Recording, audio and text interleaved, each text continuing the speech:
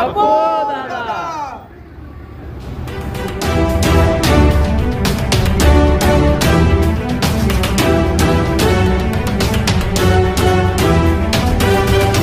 ताज्या बातम्या आणि घडामोडीसाठी आपण पहा मुंबई वार्ता न्यूज मराठी। आपले सर्वांचे लाडके झुंजार लोकनेते, एक पर्व माणुसकी जपणारे श्रद्धास्थान स्वर्गीय रमेश उर्फ पप्पूदादा गुंजाल यांच्या 9व्या स्मृतिदिनानिमित्त दरवर्षी 25 डिसेंबरला अंबरनाथ माजी बांधकाम सभापती उमेशदादा गुंजाल यांच्या प्रयत्नातून स्वर्गीय पप्पूदादा गुंजाल सामाजिक प्रतिष्ठान अंबरनाथ तर्फे दादांच्या स्मरणार्थ अंबरनाथ चाळीसगाव व इतर ठिकाणी दिवसभर विविध कार्यक्रम राबविले जातात। सालाबाद प्रमाणे यंदाही अंबरनाथ मोरिवली स्थित स्वर्गीय पप्पूदादा गुंजाल यांच्या मुख्य जनसंपर्क कार्यालयात सकाळी 10 वाजता उमेशदादा गुंजाल यांच्यासह गुंजाल कुटुंबीय, पप्पूदादा समर्थक तसेच कामगार वर्ग यांच्याकडून स्वर्गीय रमेश उर्फ पप्पूदादा गुंजाल यांच्या प्रतिमेस पुष्पहार अर्पण करून अभिवादन करण्यात आले। त्यानंतर ग्रीन सिटी शिवसेना शाखा येथील पप्पूदादा समर्थकांनी व उमेशदादा गुंजाल यांनी सकाळी 11 वाजता छत्रपती शिवाजी महाराज व स्वर्गीय रमेश उर्फ पप्पूदादा यांच्या प्रतिमेस पुष्पहार अर्पण करून अभिवादन केले। त्याचबरोबर स्वर्गीय पप्पू उर्फ रमेश गुंजाल यांचा वारसा पुढे नेणारे अंबरनाथ माजी बांधकाम सभापती उमेशदादा गुंजाल यांच्या प्रयत्नातून दुपारी 12 वाजता वांगणी येथील ज्ञानेश्वर मंगल कार्यालय, हरी किराणा स्टोर, रेल्वे क्रॉसिंग रोड या ठिकाणी स्वर्गीय पप्पूदादा गुंजाल व कांतीलाल मेटकर यांच्या स्मृती दिनानिमित्त अंध बांधवांना भोजनाचा कार्यक्रम आयोजित करण्यात आला होता। यावेळी शहरातील अंध बांधव, पप्पूदादा समर्थक व उमेशदादा गुंजाल यांनी स्वर्गीय पप्पूदादा गुंजाल व कांतीलाल मेटकर यांच्या प्रतिमेस पुष्पहार अर्पण करून अभिवादन केले। सदर कार्यक्रमादरम्यान उपस्थित मान्यवरांनी अंध बांधवांना मोलाचे मार्गदर्शन केले।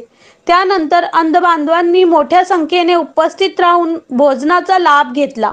तसेच संध्याकाळी royal park, Meera park, green city, MHADA वसाहत, म्हाडा कॉलनी व अंबरनाथ शहरातील सर्व पप्पूदादा समर्थकांनी व उमेशदादा गुंजाल यांनी मोठ्या संख्येने उपस्थित राहून कार्यसम्राट नगरसेवक उर्फ पप्पूदादा साहेबराव गुंजाल चौक या ठिकाणी मेणबत्ती लावून दादांना श्रद्धांजली वाहिली।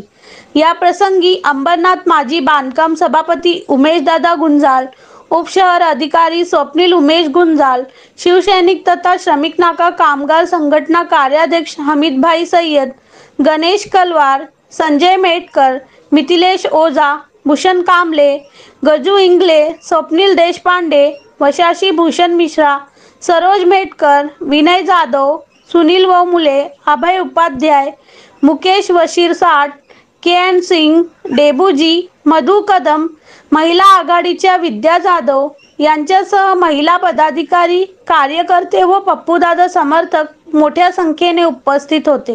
मुंबई वार्ता प्रतिनिधी अंबरनाथ। 2015 ते 2024 हा एक 9 वर्षाचा कालखंड आपण बघितलं तर हा खूप मोठा कालखंड आहे। आणि आज आपल्यामधनं जाऊन दादाला 9 वर्ष पूर्ण झाली, पण कधी असं वाटत नाही की 9 वर्ष झाले म्हणजे। आपण ज्यावेळेस पाठी बघतो किंवा आठवणीमध्ये ज्यावेळेस आपण रमतो त्या आठवणीमध्ये असं वाटतंय की बघितलं तर नाही, काल परवा किंवा काय ते 2, 4, 8 दिवसाच्या पूर्वी दादा आमच्यामध्ये होते, परंतु आज 9 वर्ष झाले दादा आपल्यातून निघून गेले। परंतु त्यांची आठवण किंवा त्यांची एक जी स्फूर्ती आहे सगळ्यांच्या मनावर कोरलेली आहे। कारण की पप्पू दादा एक रसायनच असं होतं ना की पप्पू दादांशी जर कुठलीही व्यक्ती एकदा भेटली किंवा दादांची एकदा त्या व्यक्तीशी मुलाखत झाली, काय माहिती त्या व्यक्तीमध्ये काय होतं असं की दादांच्या लक्षात राहायचं, परंतु त्या व्यक्तीला दादाविषयी एक वेगळं आकर्षण वाटायचं किंवा असं एक वेगळं प्रेम वाटायचं ना, ते आपल्याला शब्दात पण सांगता येत नाही।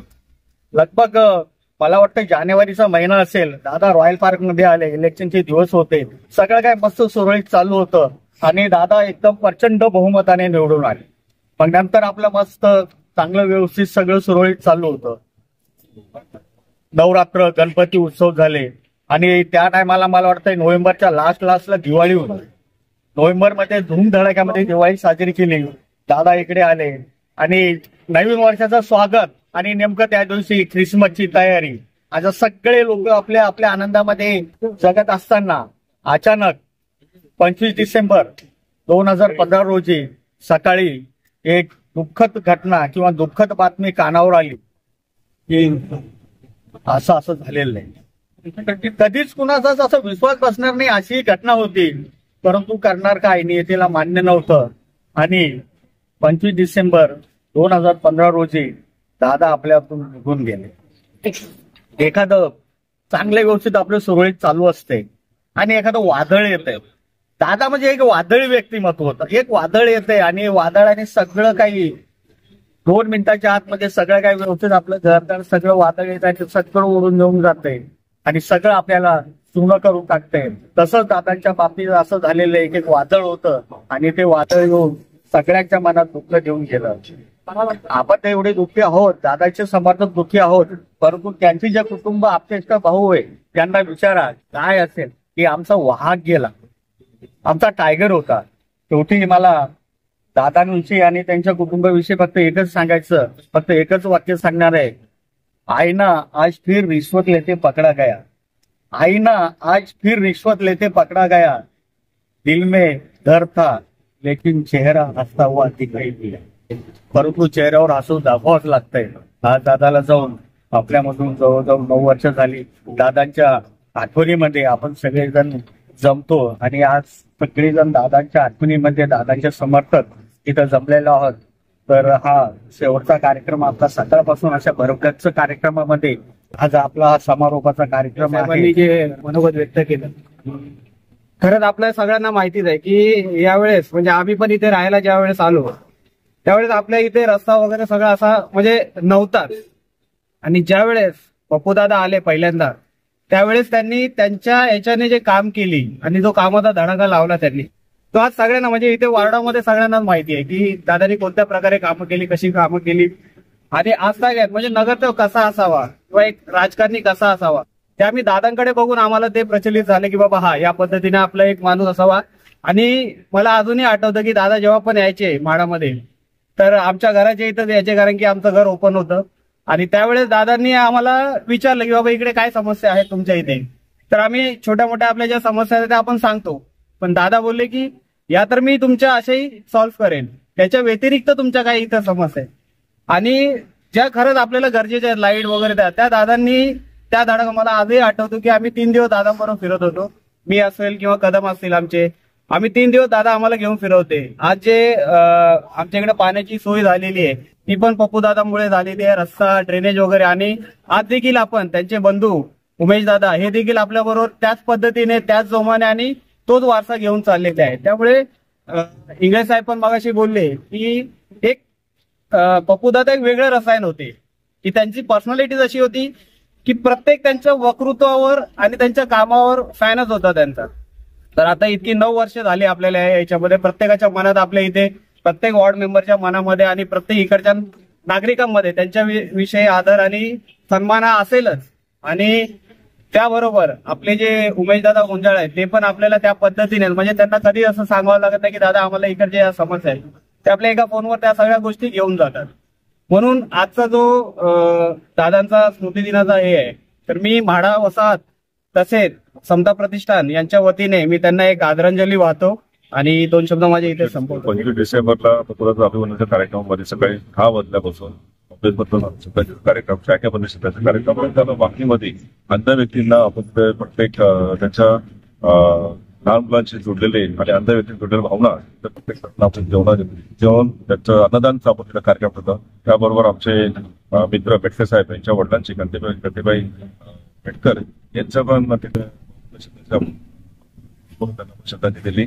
आणि विशेष म्हणजे आज राकेश आणि इंगळे भाऊ यांनी जे काय सांगितलं पप्पूदादा, कारण की मी त्या टायमाला नव्हतो, कारण की सगळे तुम्ही त्या टायमाला पप्पूदादा असताना तुम्ही सगळे एकत्रित मंडळी होते आणि त्या टायमाला पप्पूदादांच्या कामाचा तो धडाका आणि प्रत्येकाला आपलंच व्यक्तिमत्व त्यांनी धरून ठेवलेलं आहे आणि ते अजूनपर्यंत साबित ठेवलेलं आहे. आणि आतापर्यंत ही सगळी मंडळी आता जोडलेली आहे आणि या जोडलेल्या व्यक्ती मुलांना कधी आणि कधी आपल्या कार्यकर्त्यांनी कुठल्या गोष्टी टाळा जाऊन देणार नाही. आणि परत एकदा मी पुन्हा पप्पूदादा श्रद्धांजली अर्पण करतो.